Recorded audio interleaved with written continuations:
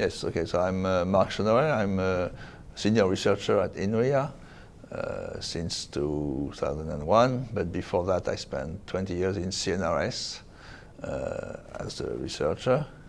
So CNRS and INRIA are the two main public research institutes in computer science. CNRS is much wider than that, but INRIA is restricted to more computer science and applied math. So I started at CNRS in applied math, precisely, and then moved to INRIA in computer science.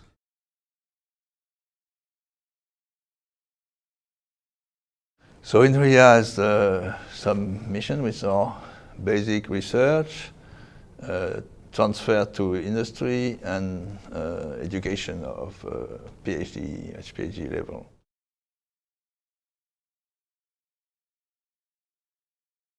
Well, there are no real definition of artificial intelligence, to my taste. But the one I prefer is the one that was given in the 80s, so long ago, by Philip Kahn, who was CEO of Borland, the company that invented the Turbo Pascal. And he said, and I really like that artificial intelligence is just having the computers do something they couldn't do before. And I like it because once you've done it, it's not artificial intelligence anymore, of course. It's just one way of programming, one elegant way or smart way of programming.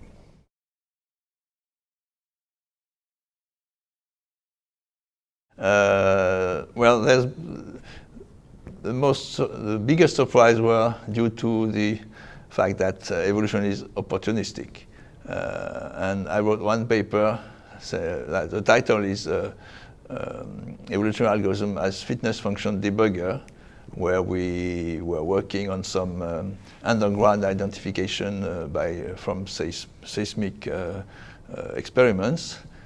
And we found solutions that had the perfect fitness, better than anything else, but that were totally stupid from a geological point of view. I mean, any 7-year-old engineer would have said, no, that's not possible. But still, it was the best fitness because our hypotheses were a bit not hard enough. Our geological hypotheses were non-existent.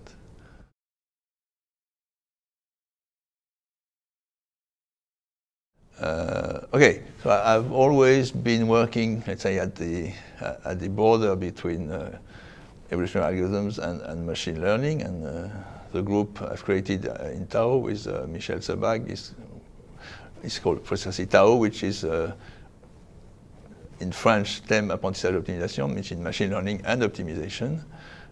So I think this is where there's a lot to be done. I've worked in many areas, application areas like cybersecurity, air traffic control, optimum design in mechanics, and more. But more recently, focusing on machine learning ideas. And of course, with the advent of deep learning and the hype on artificial intelligence, mainly focused on machine learning. I think that's where there's something to be done, and there's some niche, not a niche, there is some big area to explore for evolutionary computation too. And there could be some what I call a summer for evolutionary algorithms, because evolutionary algorithms are not so well considered in computer science world and in machine learning community at large. But recent results, well, from Risto Mikulainen, Ken Stanley, and also from others that are not from our community, and that's where it becomes interesting, like the OpenAI result, seems to demonstrate that, yes, there is some cases where evolution can really bring something new and obtain state-of-the-art results and beat state-of-the-art results.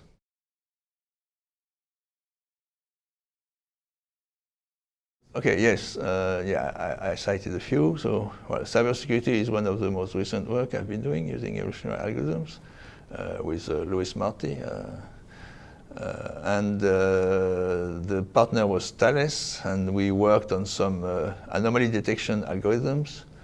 And, well, the result is actually used, though, of course, it's highly covered by security, and I cannot give many details.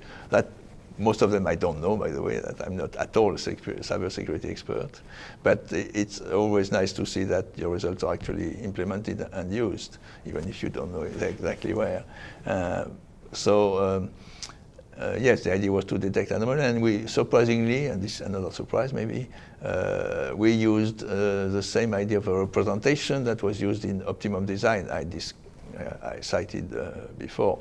Because to me, this is where evolutionary algorithm and evolutionary computation has a role to play. It's because it can handle any representation, almost any representation, if you're able to provide variation operators, crossover mutation, or anything else that are meaningful and semantically meaningful for the problem at hand.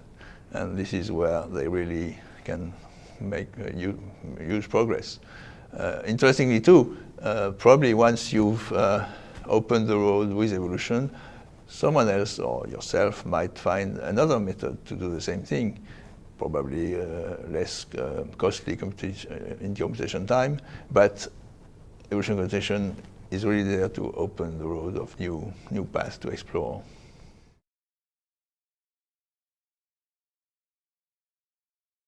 Evolution can help deep learning because it can handle and search weird search spaces with any type of representation.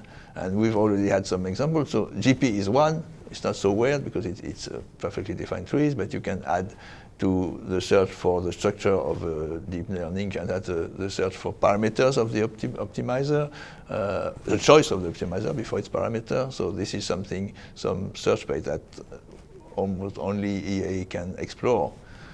And again, as I said, once you explore, you can imagine you find really the best architecture and the best parameters, but then you should, of course, use, let's say, gradient-based stochastic gradient descent to obtain the best result, because in most cases, this will be the most powerful result for some specific learning.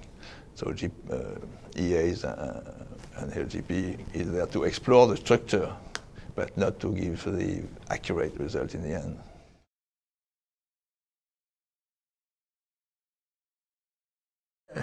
Okay, one thing that where EC can help, and that's probably a very big thing to do now, is to do personalized items, personalized software, personalized apparatus. And the trick is you have a lot of data now everywhere, but it's very noisy and very different from one person to the other. And another strength of EC is that it can cope with noisy signals. EC can, at the same time, by having maybe some fitness shaping mechanism or thing like that, find first a basic software that would work well, but not very well for everybody, and then for each person in turn, find an optimum that's really personalized and that can really help this individual and nobody else. So that's probably something that's where you can hope to make big progress in the future now. EC is great. EC can reach great achievements, but there are many methods out there, from applied math to pure computer science, or personal research, and so forth. And we should work together with this method and pick the best of each world, and not pretend that EC will solve everything. And this is, to me, the key to the success of EC in its role and computer science at large, and AI at large, I would say.